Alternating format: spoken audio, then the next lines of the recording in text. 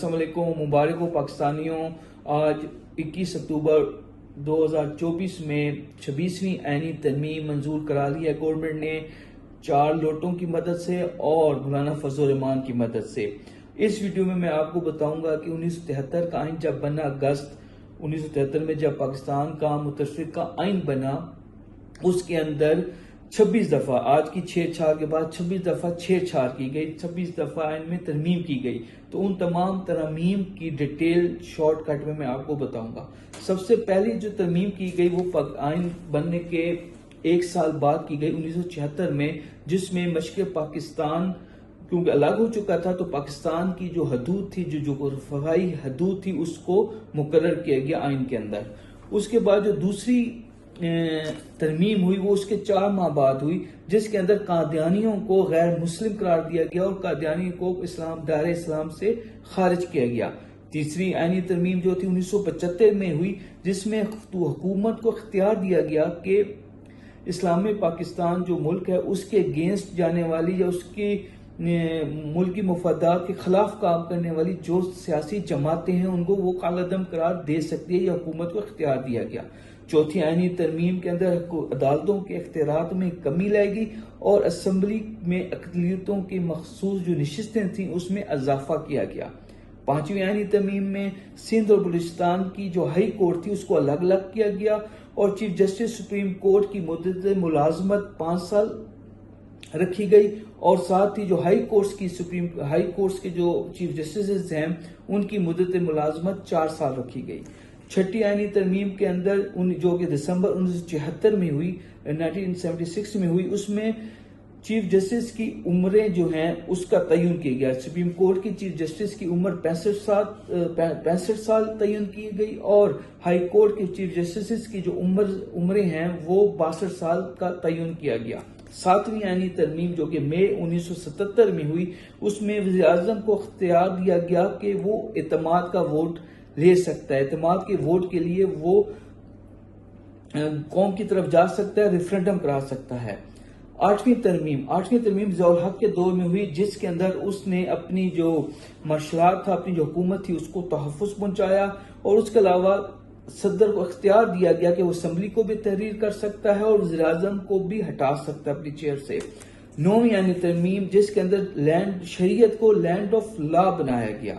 10ویں آئینی ترمیم قومی اسمبلی کے اجلاس کی مدت ہے جو یعنی کہ وہ 130 روز رکھی گئی، اور سینٹ کے اجلاس کی جو مدت ہے وہ 70 روز رکھی گئی۔ اسی طرح آگے چلتے ہیں 11ویں آئینی ترمیم۔ 11ویں آئینی ترمیم جو ہے وہ 9ویں آئینی ترمیم کا تسلسل تھی اور اس کے اندر شریعت بل کا نام دیا گیا۔ آگے چلتے ہیں جو 12ویں آئینی ترمیم تھی جو کہ 12 جولائی 1991 میں آئی، اس کے اندر دہشت گردی سے نپٹنے کے لیے خصوصی عدالتیں بنائی گئی۔ پھر 13ویں آئینی ترمیم جو کہ 1997 میں ہوئی، اور یہ 8ویں ترمیم کی شکوں کو ختم کیا گیا۔ اس کے اندر وزیر اعظم کو ہٹانے کے جو اختیارات تھے صدر کے پاس وہ واپس لے لیے گئے، وزیر اعظم کو اختیارات جو صدر کے اختیارات تھے وہ وزیر اعظم کو منتقل کیے گئے۔ 14ویں آئینی ترمیم کی طرف چلتے ہیں جو کہ جولائی 1997 میں ہوئی، جس کے اندر فلور کراسنگ کو روکنے کے لیے اور اپنی جماعت کے ساتھ جو وفاداری نہیں نبھاتے ان ایم این ایز کی رکنیت ختم کرنے کا آئین بنایا گیا۔ 15ویں آئینی ترمیم، یہ تیسری بار شریعت بل جو متعارف ہوا تھا اس کو دوبارہ متعارف کرانے کی کوشش کی گئی۔ 16ویں آئینی ترمیم میں یہ ہوا کہ کوٹا سسٹم کو جو کہ 20 سال تھا، کوٹا سسٹم کی مدت تھی وہ 20 سال تھی، اس کو بڑھا کے 40 سال کر دیا گیا۔ 17ویں آئینی ترمیم کے اندر یہ ہو کہ یہ مشرف کے دور میں آئی، پھر اسی طرح مشرف نے ضیاء الحق کی طرح مشرف نے اپنے جو حکومت ہے اس کو تحفظ دینے کے لیے وزیر اعظم کے اختیارات جو تھے وہ واپس صدر کو منتقل کر دیے، اور وزیر اعظم کی برطرفی اسمبلیز کو تحلیل کرنا اس کے اختیارات صدر پاکستان کو چلے گئے۔ 18ویں آئینی ترمیم میں یہ ہوا جو کہ بہت مشہور آئینی ترمیم ہے، جس کے اندر جو بہت امپورٹنٹ ہے وہ یہ ہے کہ اس کے اندر صوبوں کو خود مختاری دی گئی، اس کے علاوہ جو صدر کے اختیارات ہیں وہ واپس پرائم منسٹر کو دے دیے گئے۔ 18ویں آئینی ترمیم 18ویں آئینی ترمیم میں یہ کیا گیا کہ صدر کے جو اختیارات تھے وہ وزیر اعظم کو منتقل کر دیے گئے اور صوبوں کو خود مختار بنایا گیا، صوبوں کی خود مختاری میں اضافہ کیا گیا۔